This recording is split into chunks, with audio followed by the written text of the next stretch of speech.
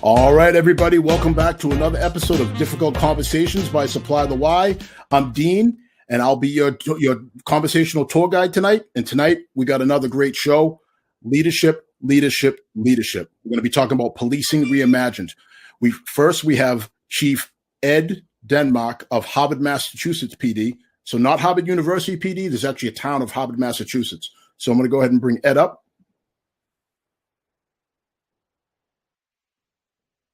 Ed, how you doing? Great, Dean. How are you? I'm doing fantastic, man. Thank you so much for joining us tonight. And if you could, just tell us a little bit about yourselves, how long you've been in the job, and what you got cooking right now. Sure. So as you said, I'm Ed Denmark. I've been on the job now, believe it or not, 31 years. A long time now. So I started in the town of Ayer, Massachusetts. I worked there for about 11 years. Then I was very young, but I ended up getting a chief's position. In Sterling, Mass. I worked there for 2 years as the chief. And then in 2003, I landed my current position as the chief in Harvard. So aside from my full-time gig, I do a lot of training nationally, internationally, do some consulting. So right now we're working on kind of this whole theme tonight, the policing reimagined. I'm really focusing on what are the things we need to look towards for our training, for our officers to help us, kind of put forth a better product and hopefully change our culture a little bit. Outstanding. And just to clarify, you've been in the chief position for how long? I've been the chief in Harvard now for this is my 18th year in Harvard, but total I've been a chief for 20 of my 31 years. Wow. That's incredible. So I am going to circle back to that because we got a lot to talk about. And I'd also like to bring on Deputy Chief Ruben Galindo from the Northeastern University Police. How you doing, Deputy Chief? I'm doing great, Dean. How are you? I'm doing fantastic. Thank you so much for taking time out of your busy schedule to join us. I know you got a lot going on. You probably just finished up with your commencement type activities on campus. Mm-hmm. So this is you normally time for you to kick your feet up and take a deep breath and reassess. Well, so listen, nothing more important than being on this show and trying to have these conversations that are so important. But my name is Ruben Galindo. I'm from South Florida, born and raised in Miami, son of Cuban immigrants. Started my career rather early. I was 20 and started back in 1982. So I'm, going on, soon to be 40 years. Started that career for the same reason the majority of us start this career, right? With the true intention of helping people, helping the community. And actually my motivation was some riots we had back in Miami back in 1980 that, I kind of saw my city burn somewhat. And I decided maybe I can make a difference. And I jumped into the profession. I had 31 great years in Miami with Miami-Dade Police Department. Very challenging assignments. I ended up over there as a director of the Training Institute. Big institute. We train about 18,000 people a year out of that complex. Before that, I was a major in charge of Miami International Airport. So I was a commander in charge of all operations, security, anti-terrorism. And before that, probably my most challenging / rewarding assignment, which I was a captain over in our Liberty City district. One of the most challenging locations really to do policing, but the most rewarding if you do it right with the right intention and you value people and you engage them in the process. I've been here at Northeastern now for about 6.5 years. I'm the director of their police department. So the public safety construct kind of does it, emergency management, international security, and a police department. Rather large, there's over. And what we got going now, Dean, is making sure I can do my part here before I retire for the second time and make a difference in this profession. We joined in a police academy, joined up with Cambridge Police. We run our own academy out of the university, and we're really trying to kind of evolve what training looks like and what is it we're trying to accomplish. So when you train people a certain way, what is the outcome you're looking for? So we've introduced a unique perspective to that academy. We've just finished up our third class, and it's a MPTC academy, so we train officers from all over the region, and the feedback is outstanding. And that's something we can discuss a little later if you'd like. But again, thanks for the invite. Appreciate it. Absolutely. So we'll jump into all that. We'll talk about what the MPTC is and the role they play, and then what's going on with the impending post commission as well. But before we kick things off, I do have a video that I think is pertinent to what we're talking about tonight. So I'm going to go ahead and cue that up.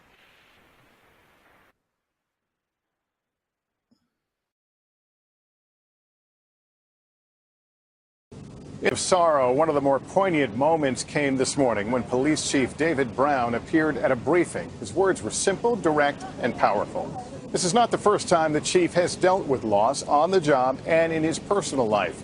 Rahima Ellis has more for us tonight. We're hurting. Our profession is hurting. In so many ways, for Dallas Police Chief David Brown, this tragedy is personal. There are no words to describe the atrocity that occurred to our city. At 55 years old, he's also chief of more than 4,000 officers. The married father is a self-described loner in a very public job. I, David Brown. Less than 2 months after he was sworn in as chief 6 years ago, he was tested in both a professional and personal way. It appears the shooter is going to be David O'Neill Brown, Jr. Chief Brown's only son and his namesake was himself killed after he gunned down 2 other people, one of them a police officer. I remember closing my son's casket in the church. I remember sitting at the burial site, and everything else was a blur. The 30-year police veteran has also endured the violent deaths of his brother and his former police partner. While sometimes abrasive, he's also known for his kindness, often posting pictures on social media showing his dedication to the people of Dallas. We are not going to let a coward who would ambush police officers change our democracy. And tonight, when his city needs it the most, he's a strong, steady voice of compassion and concern, especially for his fellow officers. All I know is that this must stop, this divisiveness between our police and our citizens. Chief Brown has dedicated his whole life to one job. But I could just tell you, I've never been more proud of a police officer and being a part of this great, noble profession. A department that has been put to its greatest test with its chief commanding the way. Rahima Ellis, NBC News. Hey, NBC News fans, thanks for checking out our YouTube. All right. So, gentlemen, any thoughts on that video? Very powerful video. I'm going to start with you, Ed. What did you think about that video, and how do you think that's pertinent to what we got going on today in policing? Well, I think that the most important thing for me in that video is it shows everybody the human side of this business. You know, when people look at, the police or the communities of color or whatever, this broad brush that they paint everybody with disregards the humanity of each individual involved. And I think that video with Chief Brown really shows, to me, it's an opportunity for the public to see that, this is a man. This is a man with a family. This is a man who's suffered tragedy, but this is a man who also cares deeply about his community. And if you look at Chief David Brown and what he stands for, the overwhelming majority of people like you, me, and Ruben that put the uniform on every day do that same thing. And I think that's missed quite often. And when I say that in some groups, that's called a police apologist or whatever, they don't have the opportunity to see that side of cops. And when I hold the mirror up to our profession, I say that's our fault. We haven't done a good enough job at showing them that side of us and who we are. And until we can start being better with that, they're never going to know who we are. All right, fair enough. Ruben, same question. Jump on in, please. Yeah, I mean, look, it gave me flashbacks. Is my reaction. I've attended way too many funerals of my brothers and sisters back in Miami, and even here in the time that I've been in Massachusetts. So it's heartbreaking. It's difficult to watch, obviously. And the sad part is, Dean, we're seeing more of it now. I think this movement against the police, defund the police, do away with the police, it's only hurting 2 groups, right? The inner city. We see the enormous increase in homicide rates in many cities across this nation. And who it's affecting the most. It's the inner cities, the youth that live there. And then, this attack on police, these random attacks that are occurring. So it's sad, like Ed was saying, that we've gotten to this point. But listen, there's an answer on the horizon. And I think once we open our hearts and open our minds to looking at ourselves for a little bit and understanding what can we do different, what can we do better, how can we start bridging the relationships back with our communities like they were many, many years ago, I think we'll begin to find the answer to this. But, this is happening almost every day, Dean, and we're seeing these videos of officers being attacked and so forth. So, it's one heck of a way to start the show, man. You got it, Zach. Well, gentlemen, the name of the show is Difficult Conversations. There's not going to be too many softballs here. But again, at the end, I think most people find that these conversations are cleansing, and I think that people are dying for these conversations. So just like you said, Ruben. So policing reimagined. So let's jump into it. How I came up with this topic for this show was based off a conversation that I had with Ed a few months back when he and I spoke very candidly about, I was very curious. I was exploring my curiosity about his journey and where he had been. And he shared something with me that almost knocked me out of my chair. And I'm a large man. That's not easy to do. So he told me that when he was younger and he was brand new, like most of us, he was excited. He was energetic about being out there. And they used to post the arrest numbers and the citation numbers, I believe you said, Ed, on the backboard of the station. And it was actually a competition to see who could make it to the top of that list. And then you shared with me somewhere along the line, you realized that maybe that wasn't the best way to serve the community. So, Ed, can you talk a little bit more about that and how that serves to the policing reimagined mindset?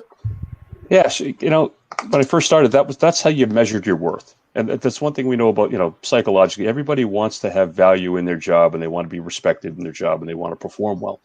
So in our culture has developed over time that's how you proved your mettle. That's who you were. If you made the most arrests, if you made wrote the most tickets, then you got the sexiest assignments. Then you got to move into some of the other things. And over time, for me internally, I started to experience some inner conflict within myself that I felt like I wasn't comfortable with the way I was treating people, because I recognized that these were just decent people trying to go to work, trying to do the right thing. And I'm making sport of them for the purpose of making myself feel better. And that didn't sit well with me. And to have that conversation back then, we're talking, early 90s, what are you soft? It wasn't about being soft. It was, what are we accomplishing here? And I tell the story about, there was a guy that I stopped late at night working third shift at a manufacturing job. No license, arrest him.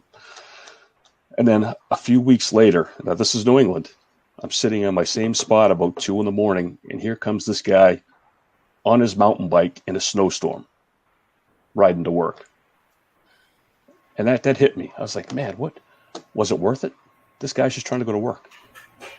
So it's those little things like that over time, I just thought, man, we could be doing something better. There's got to be a better way to figure this out. And for them to want us to make inroads with our communities and talk about community policing and all this stuff, but at the same time have us out there being the enforcement arm for administrative things like licenses and stuff like that.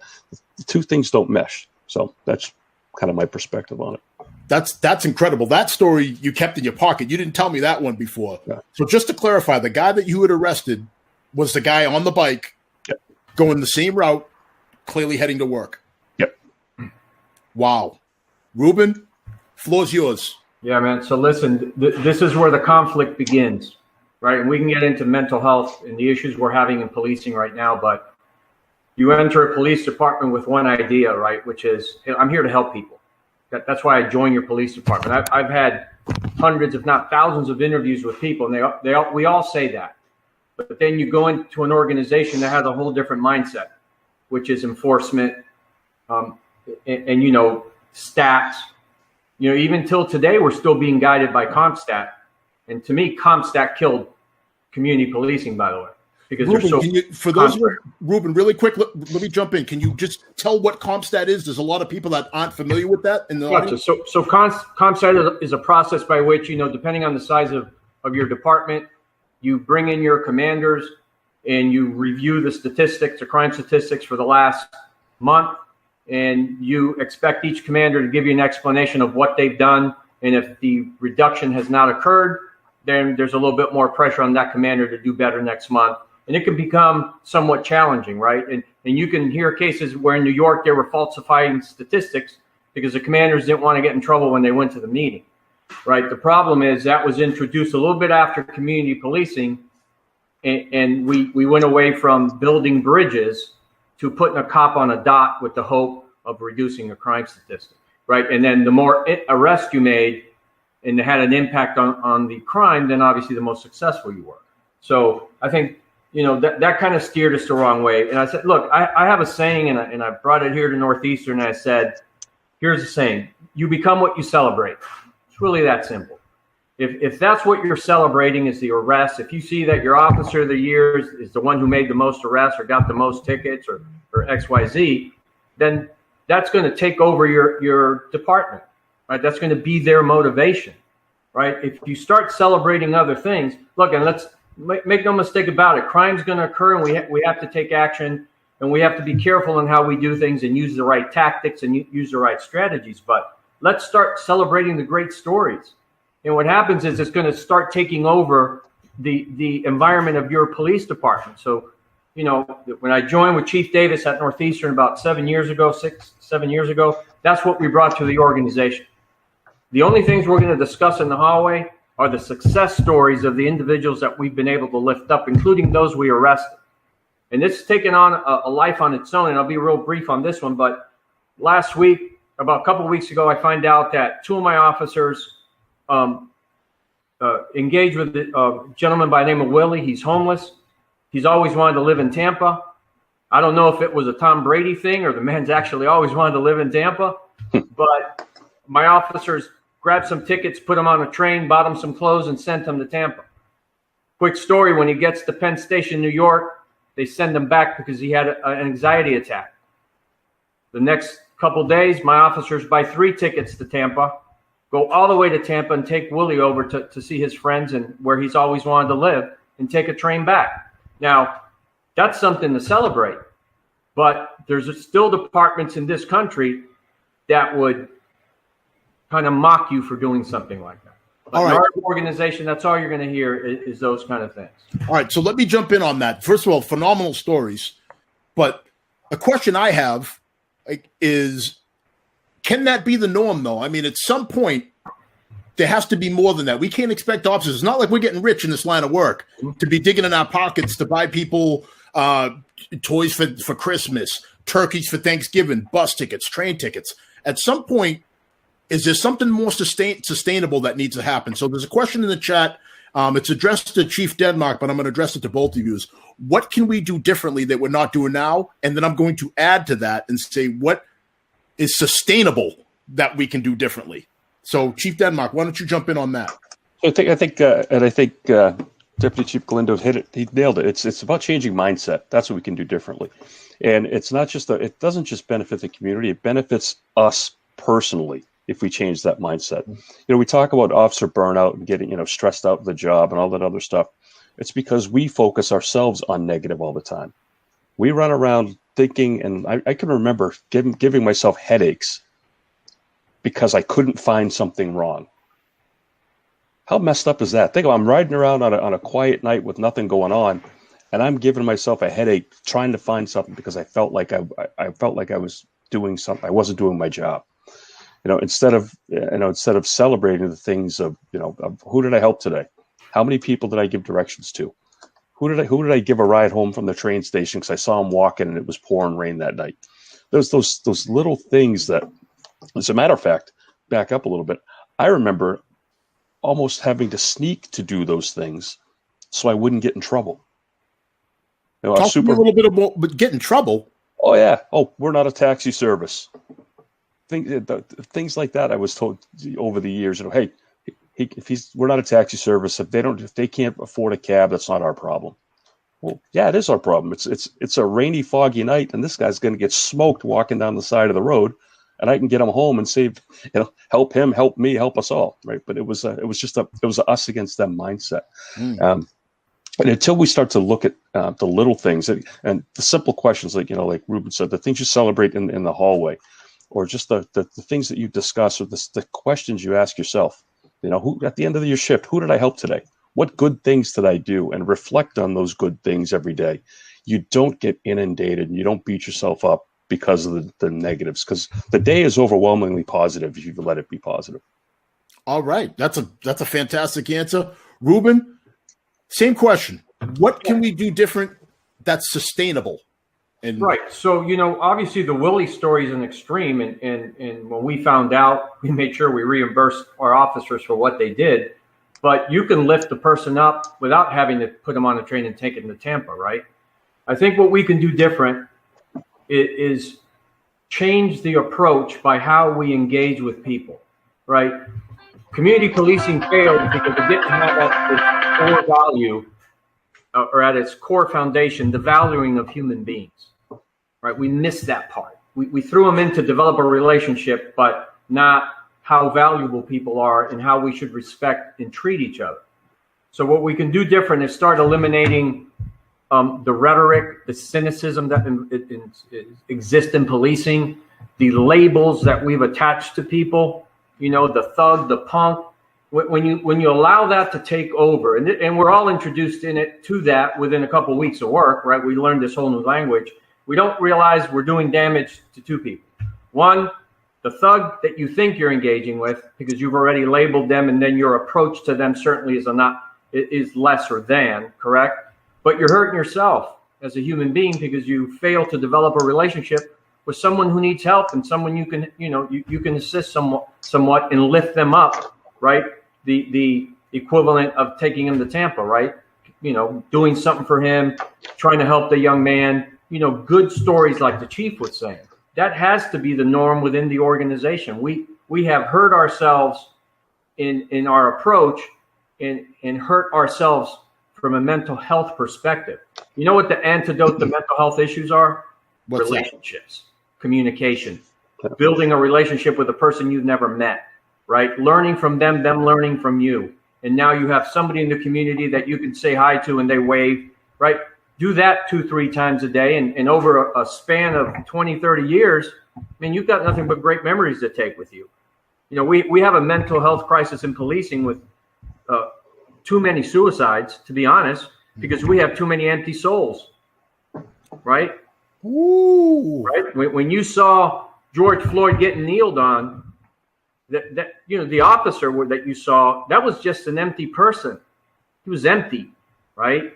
So I think we need to redirect what our purpose is in policing. Yeah, we need to make arrests. We need to be cautious. We need to, be accountable and make sure we're deploying resources the right way. But when the fight's over, the fight's over. And now how can I lift this person up regardless of who he is?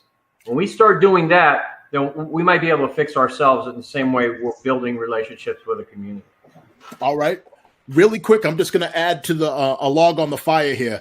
So my aha moment for what you're talking about, where maybe, trying to get as many stats as possible and trying to reach that special place where, and we act as if like there's a way to arrest your way to greatness, where you're going to make that 1,000th arrest or 10,000th arrest and people are going to stop parading you around the station on their shoulders. But we all know those moments never come. So really quick, my story is this. I was working in a very busy department, and where you got, like Ed was saying earlier, was directly related to what kind of productivity you had. So I was trying to arrest or cite or field card my way out of patrol into a specialty unit. And I stopped this woman who had just a failed inspection sticker for her car. She's in nursing scrubs. She's got her placard on, and she has 2 car seats in the back. So I stop her. She's very polite. And I tell her why I stopped her. And and where I was out of state. There were no written warnings. It was either a citation or a verbal warning. So I told her that, that I intended to cite her for her failed rejection sticker. I come back up with a citation, and she looks at me and says, "Officer, I'm a single mother. Clearly you can see I'm working." She holds up her name tag. I have two children. At the end of the month, there's nothing left. There's nothing left at the end of the month. I know that there's something wrong with my car, but what am I supposed to do? If you give me this citation, you are going to financially crush me. And that was my moment. when I said, you know what, there has to be something more than this. And I tore the ticket up and I said, listen, I'm not going to give you a ticket. I hear you, but I can't promise you're not going to go a block, a mile, 10 miles down the road and somebody else isn't going to see it and cite you. I'm just telling you that I'm not going to give you a ticket based on what you said. I hear you and I want to support you. So you can go on. Just be careful on your ride. So I just wanted to show you that everybody, when it comes to policing reimagined, a lot of people are having these aha moments and realizing that there has to be a better way. Ed, do you want to respond to any of that? Yeah, I think I get that along the lines of what you're saying, and Ruben touched on it earlier. Our language, the way we talk, drives the way we think. The way we think drives the way we behave. So just the minute we as police, and again, I don't want to begin to get into the whole political divide of things, but when we start labeling people, or taking people that have a difference of opinion or people that look differently and automatically assign some sort of, cognitive or moral deficiency to them because they don't agree or because they're not like me, we are in trouble as police. And I really, again, this is one of the areas where I catch some flack. We as the police should not be political at all. And I'm not saying, yes, it's the United States. We all have our individual freedoms. But the minute we pick a side politically, the other side now thinks that they're not getting a fair shake. We look at it and they say, well, you're the police and you support this candidate. So therefore, you're not going to give us the same treatment that you would give someone else. And that's just human nature. It's that in-group, out-group thinking. And for us to get involved politically, I think it's a mistake because it really damages our relationships within our communities. All right, fellas, the chat is lighting up right now. I have a great question here. I'm going to direct this one to Ruben. How hard is it to change officer mindset when they may have been trained or worked at another agency that operates differently than your department? Well, so the way I always see that is, this is the purpose and this is the reason why we joined police, right? Was to help people, to engage with people. That was how we started. The fact that, we might have worked at a dysfunctional organization with poor leadership, which changed us, you can be saved to a certain extent. I can always bring you back, right, to what your initial intent was. We always complain about toxic officers and people, we even label our officers. And we don't realize that, we got them out of the academy, fired up and ready to go with the best intentions. Somebody broke them along the line. Somebody broke them. So, they're worth saving. I think what I've noticed in our organization is that once you open the door, right, and once they know that that's what's going to be celebrated, that's who's going to get promoted, are the ones who really go out of their way to lift up the community. Everybody embraces it at that point. And who's benefiting the most? And the community obviously going to benefit because they know, hey, Northeastern here, they're going to really take care of us, and we can expect great service and respect. But the people who are benefiting the most are the officers, because now they're going home with some great heartfelt stories that they can share with their family. They've got support within the organization, right? Because that's really my only purpose as deputy. I'm not there to tell people how to do their job. I'm there to make sure they feel safe, they feel valued, they feel secure, they feel they have a voice. And when they walk into the station, it's their safe haven. Because I spent way too many years, Dean, fearing my station. I always used to say I'd rather go to an armed robbery call with 4 subjects at a bank, right, than being called to the station for unknown reasons. I knew my abilities there would help me. Man, this one was too suspicious at that point. It's like, right. So that's the other thing. We've had great years, we've had terrible years, and I've had the experience of working for some great supervisors and some people who are just abrasive, authoritarian and just abusive, right? So, and I think, that is responsible for several of the suicides, several of the depression and all the anxiety exists, is poor leadership and poor guidance. So, we are to blame for that. There's still chiefs out there who'll slam their hands on a desk and raise their voice and try to intimidate people, and you're really not really accomplishing anything. So, you become what you celebrate. Make sure you hire people who value people, and make sure you promote those who can really reinforce the message within the organization. It's that simple. So those are great points. Ed, I want to redirect to you. Same question. How hard is it to change an officer mindset when they may have been trained or worked in another agency that operates differently than your department? Well, I think me and Ruben are going in the same direction, but I get a little different spin on it. I don't change anybody's mindset.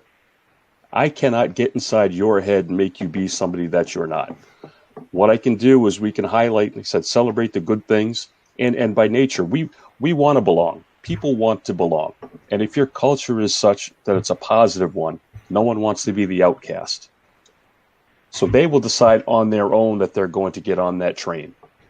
I can't make you. I can't punish it into you. It's just like you said before. We can't arrest our way out of problems.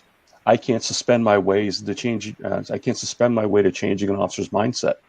They have to embrace the fact that this organization values certain things, and if I want to be part of the fold, they have to make that mindset change themselves. We can't force that, but we have to we also have to point out when people aren't embracing those values that we espouse to be our core. When we are saying we are one thing, but we are not stopping behavior that runs counter to that, we're full of it.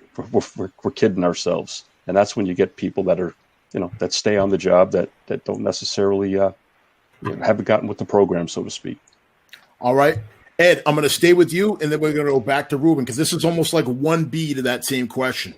So speaking of what, piggybacking off what Ruben said about promoting the proper environment and then promoting people out of that properly created environment, do you feel that some officers are afraid to let their guard down, and that gets in the way of building a relationship within the community? I think if officers are afraid, it's because we haven't created the environment for them to feel safe. It's a trust issue. You can't be yourself, or you can't be willing to take that risk if you feel like you're putting yourself in jeopardy. That our over-reliance, again, this is another place where I get my colleagues, and I butt heads. We are so policy-driven that people are afraid to make a decision.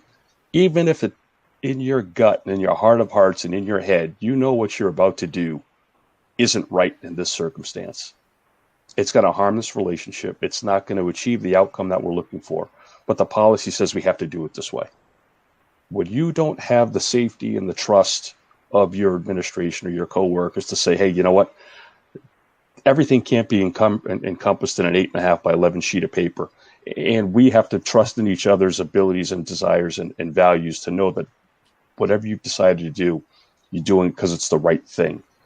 If you can build that sort of, that trust and comfort level with people, then they're not afraid to let their hair down and build those relationships. But if they're running around in self-protective, self-preservation mode, you're not going to get that. You're going to get policy 123 section ABC says I must do X, Y, Z. And that's it. You can't build relationships off that. It's too mechanical.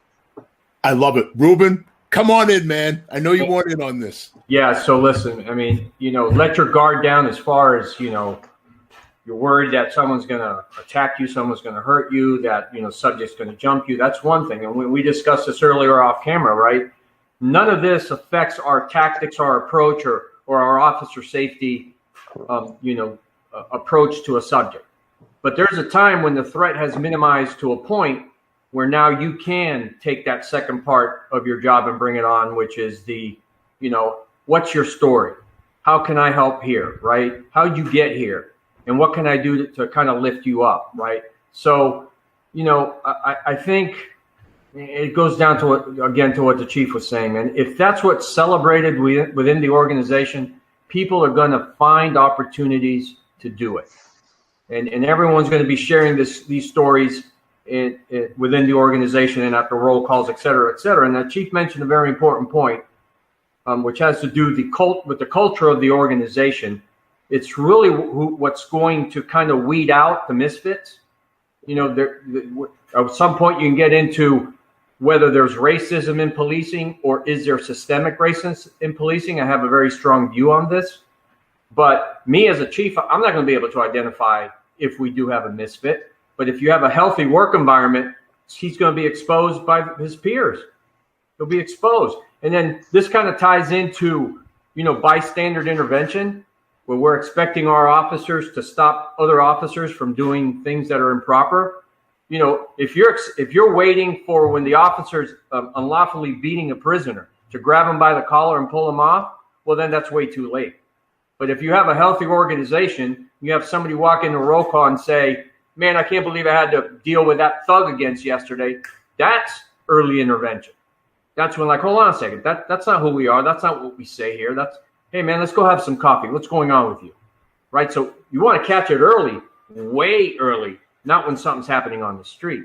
So that's the benefit of a healthy work environment that's focused on the right thing within an organization, is that we're kind of self-cleaning oven, right? There's something in there that doesn't belong. Eventually they have to leave because they feel uncomfortable. And also you catch issues early so you can help somebody who may be having trouble at home, or, some issues that he's dealing with, or the effects of a major, trauma or case that they had to deal with. So, like I said, it's you get the right environment, you're going to have a lot more benefits than you think you are. Hey, Dean, can I pop in something real quick just to follow up on that? That's the one thing that I always found baffling too. When we do have those folks, and we all know who they are in our agencies, who may be a little heavy-handed, who may be rough around the edges, and we all just kind of let it go. And then when that person gets fired, we want to have bake sales and boo-hoo and badmouth the administration for getting rid of them. And I always said, listen, if you care that much about your fellow officers, stop them. You know who they are. Don't let them get there. You let them go down the road the entire way, and when they drive off the cliff, you get mad at somebody else for calling them on it. We have every opportunity, like Ruben said, man.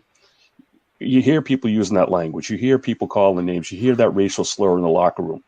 Pump the brakes. Hey, hold on a minute. You keep that stuff up, man, you're not going to be here. A, you're going to march yourself out of a job, and B, that doesn't represent who we are as an organization. You can't do that here. We don't want you here. And that takes guts. It takes guts. So that's a great redirect. I just want to jump in here real quick. So Fred Leland, I'm just going to shout him out. He's one of the foremost leadership trainers in Massachusetts. He says policy driven for sure. In too many police organizations, they have become dogma, and police officer discretion suffers. Guidelines are what policies are meant to be, which allows officers to use initiative and creative ways to solve policing problems. So well said, Fred. Then from there, we have a question. So do you believe it is the duty of an organization to inform the community of use of force continuum? So we will go to Ruben first. Ruben, really quick, can you jump in on that? Yeah, so it's all part of transparency. So I think it needs to go further than that. You need to share with your communities, as we've done at Northeastern through the advisory board, our policies, our approach, how our value system is introduced into the majority of our policies. We rewrote our entire policies. You need to share numbers, and they need to be aware of what's happening and how it's happening. Again, this all comes down to trust, Dean.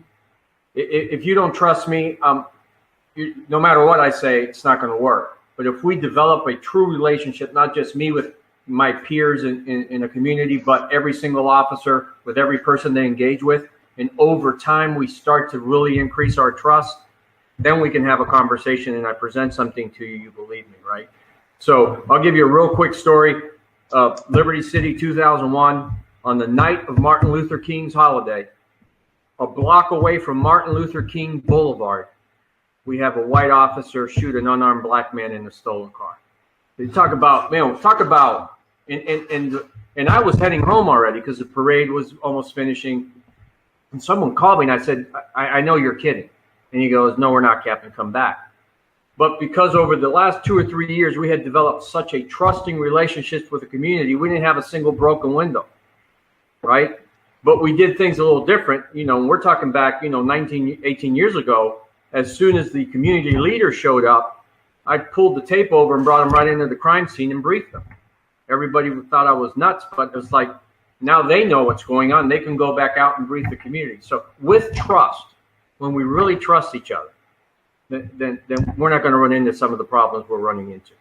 All right. But you can't wait for the incident to occur to suddenly try to develop a relationship with you. Absolutely. We're going to get there too, as to building trust ahead of time. Ed, same question. Do you believe it's a duty of the organization to inform the community of use of force continuum? Yeah, again, absolutely. Just we're reading from the same sheet of music here. The community needs to understand everything that we're doing, and again, I think we've done a poor job over history of explaining to them. Like, we're always so worried that we're going to give up the secrets, holding our cards close to the vest and not explaining to them, if you do X, the officer may do Y. Just be very explicit with it and have people understand that this is how this rolls out. But again, it's I know we're going to get to it later, but this is all about trust. If certain agencies, certain officers, there are certain officers, if they use force, the community goes, man, that guy must have done something real bad for him to use force. Mm-hmm. There are other officers that say, oh, this person used force. So yeah, no kidding again. So it all depends on those individual relationships and those individual interactions that these people have on a day-to-day basis. See, and I think we get lost in that too. We get lost in trying to come up with this department-wide thing that has to happen to build this trust. That trust only comes from every single individual encounter with every cop and every person. It's one person can undo that whole, 6 months, 8 months, 2 years worth of trust building. So it's every encounter, every day, all the time. And that's where that trust and transparency comes from. All right. So I'm going to go back a little bit. And so JC had a comment earlier, and let me jump in on that. And he says to something that we had said earlier, he said, agree, but how about the other side of the coin that needs to be addressed? It's not one-sided. How about the community's role in dealing with the police? The family structure needs to be seriously addressed. It starts at home. So I will start with Ruben. So how do you address that side of the coin? It sounds great that you're creating this environment. It seems like it's a great place to work, this, that, and the other thing. But at some point, like I alluded to earlier, only so much of the onus can go on the police. Mm-hmm. So how would you address some of JC's concerns? Well, look, if you're thinking we're going to go into a community and suddenly the two-family rate is going to go up from 25 to 60, that's not our role, right? That's a difficult thing to solve. But can we serve for some of these young men and women as a father figure when we're there? Yes. Can we empower the community and entrust them and give them the responsibility that they should have within that community to kind of defend themselves and protect each other? Yes. But you can only do that when we have trust and we have an established dialogue that we can have with each other. So, the one approach is, when you have all these community meetings and things that are going on, they should be for the purpose of educating each other. So this is what's happening in your community because you may not know. And here's our expectation of what you can do to help. And here's what you can expect us to do to address the situation. Listen, I've always said police work is temporary, right? Except for the 2 or 3 people that you're going to arrest that are going to go away for life, everyone else is coming back. So the only thing we can do as a police department is provide a community a window of opportunity, right? By doing some strategic enforcement, some, targeting of gangs, et cetera, et cetera. I bought you 4 to 5 years. What can you do as a community so when these individuals come back, and they will come back, that they will notice a marked difference in the community they left? Because if they come back and everything's the same, hey, everything's the same. Let me just go back to my corner and do my thing. If they show up and they realize the community is now empowered, right? The community has visibly changed, right? And make them feel uncomfortable, then there's an opportunity for them to adjust because they're no longer welcome. So empowering the community, the relationships are key there, and strategic police work. And what I mean by that is smart police work, not high enforcement police work. There's a big difference. All right. Fair enough. I'm going to redirect over to Ed. Ed, same question. The other side of the coin needs to be addressed. It's not one-sided. How about the community's role in dealing with the police? The family structure needs to be seriously addressed. What do you say to that? Again, there's nothing we can do as police, you're right, about family structure. But when we're talking about relationships and we're talking about the community, when they don't find us to be legitimate, when they are resistant to us, when they are against, seemingly against us. That's fear driven. And we do have a responsibility to mitigate that fear. Every person on this earth, again, I've been around the world doing this stuff, right? We all have the same one thing in common. We all have the desire to survive. And if I think you mean me or my family harm, I'm not going to support you. I'm not going to trust you. All those things that we need to have a strong community aren't going to be there. So when I see, especially we're talking the police reform stuff, and some of the officers are really kind of, I guess it's fear of the unknown on our part too, right? But not embracing this opportunity to say, look, we are not who you think we are. And we might be able to change their family structure, but we can change the tone and the temper of that community by having them not be afraid when they see us. Like, my biggest pet peeve is, we protect and serve. But explain to me this. Why the hell is every single person's blood pressure and heart rate go up when they see us and they're scared of us if we're supposed to be the protectors? Makes zero sense. We're not walking the talk. We need to change it up a little bit, and that is our responsibility. All right, fair enough. So let me ask you a question. So you get the opportunity, a brand new city pops out of nowhere, pops out of the Atlantic Ocean, and they need a police department. They got to start from ground zero. What are the top 3 things that you're doing to build this police department from scratch, Ruben? Well, I would say number one is not build the police department yet. Right? Let's try to get an understanding of who lives there. How did we all end up here? What was our common goal? What drove us all to this location, whether we were born and raised there or we found it, hey, this would be a nice place to raise my family. Embrace the community, making sure that the network of the community is there, right? And you minimize the need for police. So let me just jump in. So let's just say gain an understanding of the community. Let's call that the first step. Mm-hmm. Where are you going from there? Well, second thing is making sure everyone understands what their role is as a village, right? You've heard that saying, right? It takes a village. So what's your role as a member of this village, not just to protect your family and your neighbors, but the kids down the street, the kids from the high school? We all have responsibilities. We can't just say, hey, this is not my problem, I'm going to call the police. No. If you got a group of kids who are throwing the ball in front of your yard and you're upset because they're making noise, don't call the police. Go out there and see who they are. Hey, how you guys doing? And maybe put up a basketball rim for them, right? So that's the idea. Every police department should be working to put themselves out of business. I wish we reached the point where you get to a town, let's say Harvard, and you go, man, we don't need the police anymore, right? So we should be working to put ourselves out of business. And the last part is then from that community, identifying individuals who truly care about other human beings. Right, it's the number one rule if you want to work at Northeastern. How much do you value other people? Very simple question. Mm-hmm. I can train you to do everything else, but I can't teach you to be a good person. So then identify from within that community people who truly care about other individuals and want to take on the role of being a police officer in a whole new light.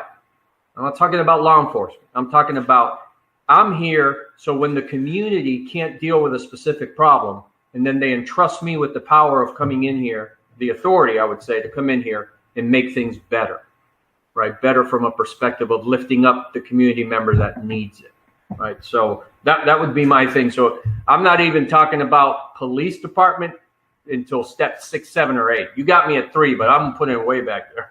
All right, fair enough. Ed, I'm going to ask you the same question. You are in charge of developing this police department for this new community. What are your first 3 steps? Well, again, I hate to sound like a broken record, and trust me, this is not a cop-out. But that's right, Ruben and I are reading from the same sheet of music.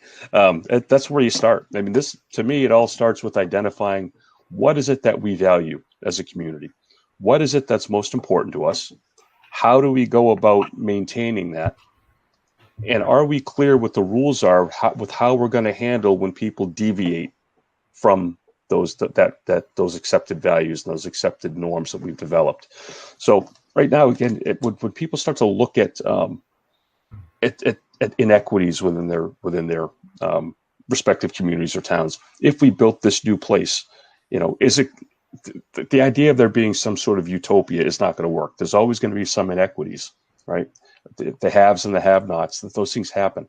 How can we develop as a community a mechanism to mitigate those things that lead to the later crimes, the property crimes, the theft, because people don't have the same access to resources other people may have. So it's I would more view it less as a police agency, as more of a forum to where we can discuss where we want to be and who we are, and then collectively come together with how we decide what we're going to do when those things start to break down. Again, in our system right now, by the time we make a law and a rule, it's too late. The negative behavior has already embedded itself so deeply that we needed to make a rule. It's too late. We've missed it. So kind of, on the front end of this is identifying what we want things to look like and how do we get it from moving from there at all. All right. Outstanding. The one thing that that I really liked that both of you said was involving the community in the process of developing this thing. I think that's of the utmost importance. And that, to me, when we talk about policing reimagined, that has to be at the forefront of reimagining policing, is just redefining what a partnership is between a police department and the community. Ruben, you touched upon it earlier. We're going to go down the road. Building trust before a bad incident happens. So, Ruben, since you brought it up, I'm going to have you go first. Tell us why, in about 90 seconds or so, tell us why it's important to build trust with the community prior to the onset of a bad incident.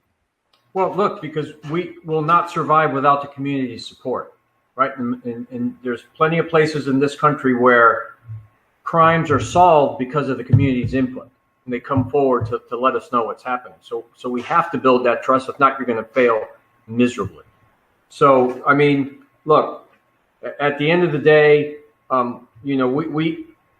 we're like in different silos. You got the community here, you got the police here, and you got the criminals, right? The only one who benefits from us not joining forces is the criminal.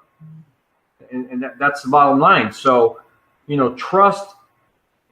Look, we can go over this over and over and again, but it's the only answer to being an effective police department is through building this trust, with the people that you serve, and knowing that they have people who truly care about them and that you're looking for their best interest in mind. And over time, you're going to see that relationship building and the trust increasing.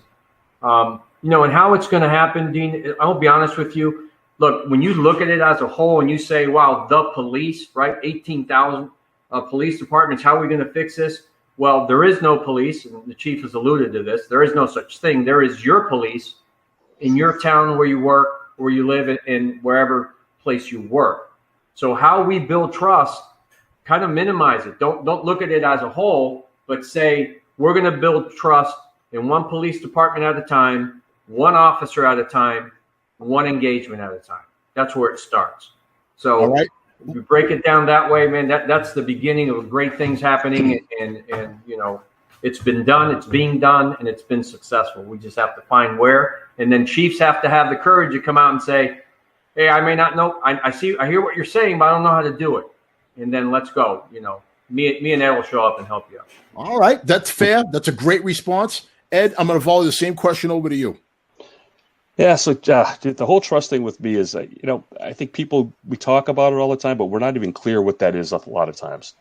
When some people say, oh, what's trust? They say, well, you can count on somebody. And it doesn't necessarily mean trust. And I always use the example in my class, like, why is it that one of your neighbor can invite you to a cookout with a swimming pool and have free beer and free hamburgers on a hot day, but you don't like this person, so you don't go? But another person will call you up at 3 a.m. in the middle of a blizzard, broken down on the side of the road, and you will jump out of bed and you'll go get that person. And that you will go get that person because in a pinch they would come get you. You do for them because they would do for you. That's the very basis of trust. And if we're not having our communities that bi-directional relationship of, hey, community, I'm here for you, the trust comes with, I know that you're there for me too. And again, that starts with us showing and being honest about our strengths being upfront when we screw up, because we're human, and that part of the human animal is we're going to make mistakes, own it. And then also we do, and this is a touchy subject for some people, but reconciling the past. We can't heal until we can admit to our past mistakes and transgressions. Let's shine a light on it. Let's say we messed it up, and let's promise each other we're not going to go back there again, and let's make a path forward. Gentlemen, I know you can't believe this, but we're down to about 4.5 minutes. We got to start wrapping up, and it's just starting to heat up. First of all, this has been fantastic. I mean, this flew by. I almost lost track of the time. So really quick, Ruben, in like 60 to 90 seconds, tell us what projects you got going, what's important to you, what causes should we be on the lookout for? So look, we're focusing on training, right? And the interesting thing, everything we're saying has an equivalent within an organization. And we talk about building trust, building relationships, transparency. You got to ask yourself, does it happen within the organization first, right? Then it could happen outside the organization, right? So that's an important aspect of what we're doing. Look, there's hope on the horizon. I think this whole defund the police, do away with the police is going to start to fade, but shame on us if we didn't take advantage of what's happening to evolve our profession to a more caring, more uplifting member of the community in a process within the community. Shame on us. What's happening on Northeastern, we got some exciting stuff going on. I told you the police academy is crucial because we're introducing a whole new way of delivering the content.